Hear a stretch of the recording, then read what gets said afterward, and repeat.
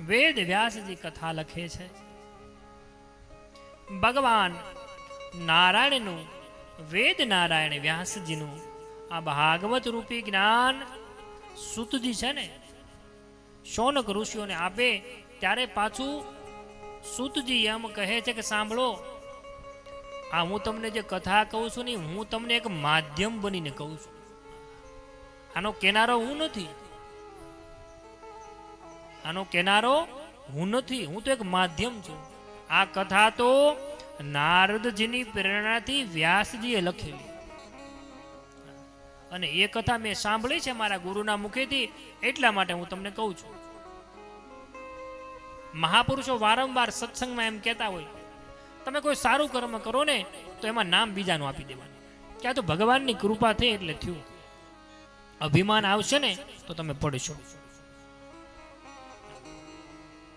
પૂજ્ય બાપુની કથામાં મેં એવું સાંભળ્યું છે, એ વારંવાર એમ કે આ વાત મેં છે ને પેલા ભાઈએ મને કરી હતી ને એ હું તમને કહું છું. એવું નકર એમ નો કહી દે કે ભાઈ હાલો હું તમને વાત કરી દઉં. નહીં, એ બતાવે છે એની યોગ્યતા કે ભાઈ બીજાના પાસેથી સાંભળેલી વાત એનો શ્રેય એને આપી દો તો તમને ખોટું અભિમાન ન આવે, અને અભિમાન ન આવે તો માણસ ટકી જાય. ત્યારે શૌનકાદી ઋષિઓ એમ પ્રશ્ન પૂછે છે કે તો બાપજી અમને એમ કહો કે નારદજી કોઈ દિવસ એક જગ્યાએ બેસે નહીં, અને નારદજીને વ્યાસજી મળ્યા ક્યારે, અને નારદજીએ હું કામ પ્રેરણા કરી, આ વાત મને બધી સમજાતી નથી. એક કામ કરો, તમે મને પહેલેથી આખી માંડીને વાત કરો. જિજ્ઞાસુ શ્રોતાનું લક્ષણ છે. જિજ્ઞાસુ શ્રોતા હોય ને એને વધારે ને વધારે એમ થાય કે આજે વધારે ને વધારે કથા સાંભળવી છે. જિજ્ઞાસુ શ્રોતા હોય એને વચ્ચે વચ્ચે એવો ભાવ થાય કે ભાઈ આવું કેવી રીતે બન્યું છે. પણ ભાગવત સમાધાન આપશે. 7 દિવસમાં દરેક પ્રશ્નનું સમાધાન ભાગવત આપશે. એટલા માટે શૌનકાદી પ્રશ્ન કરે અને સૂતજી એમ કહે છે સાંભળો. એ સમયની વાત છે જ્યારે એક વખત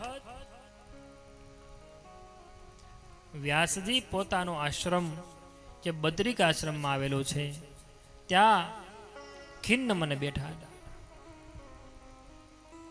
મુખ ઉપર કોઈક ચિંતા હોય એવી રીતે વ્યાસજી ચિંતામાં બેઠા છે.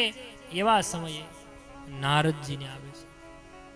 નારદજીને આવતા જોયા એટલે વ્યાસજી ઊભા થયા, નારદજીનું સન્માન કર્યું, યોગ્ય આસન ઉપર બેસાડ્યા.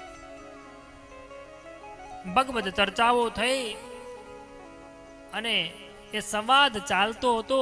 એમાં નારદજીએ વ્યાસજીને પૂછી લીધું, હે વ્યાસજી, મને તમારા મુખ ઉપર કઈ ચિંતા જણાય છે, તો મને એ કહો તમને શેની ચિંતા છે.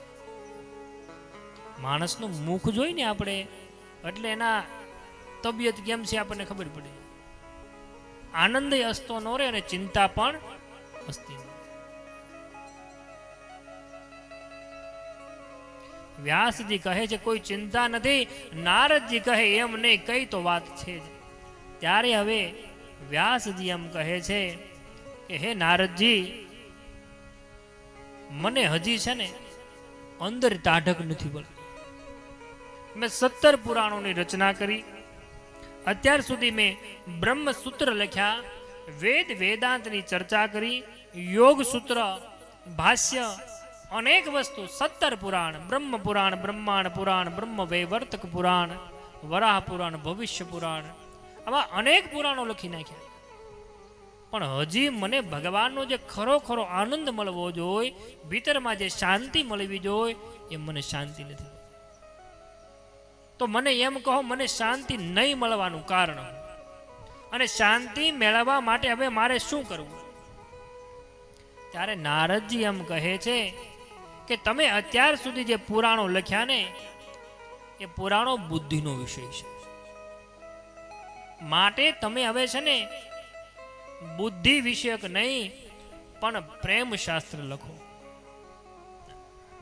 એવું શાસ્ત્ર કે જે માત્ર શ્રવણ કરવા ભગવાનમાં અનન્ય પ્રીતિ થઈ જાય.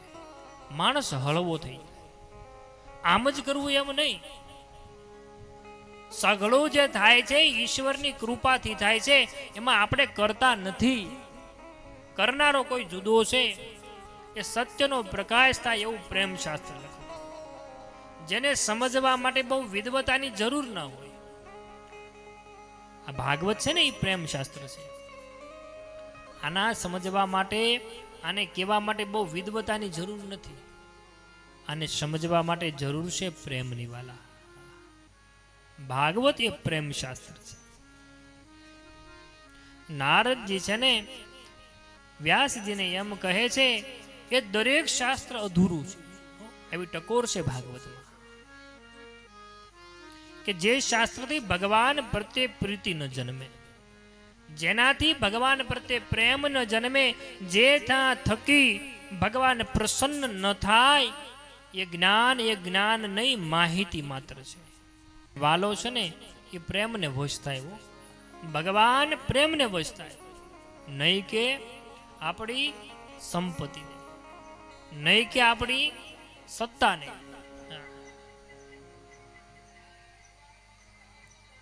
ભગવાન એ પ્રેમનો ભૂખ્યો છે મારા વાલા.